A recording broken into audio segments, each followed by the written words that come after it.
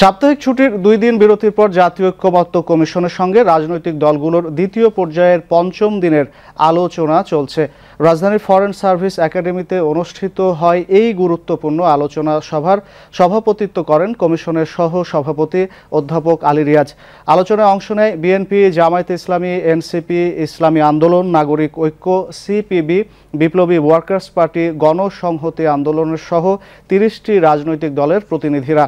বৈঠকে স্বাগত বক্তব্য দেন জাতীয় ঐক্যমত্যের কমিশনের সহসভাপতি অধ্যাপক আলী রিয়াজ। বলেন, আমাদের অনেক ত্রুটি বিচ্যুতি আছে, সকলে আন্তরিক ও শ্রদ্ধাশীল থাকলে ঐক্যমত্যে পৌঁছানো সম্ভব।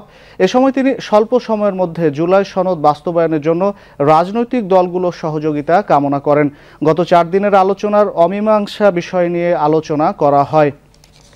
শুরুতে প্রধানমন্ত্রীর মেয়াদ নিয়ে আলোচনায় রাজনৈতিক দলগুলো ঐক্যমত্য হলেও প্রধানমন্ত্রী কতবার নাকি কয় মেয়াদে থাকবেন সে বিষয়ে আলোচনা চলছে।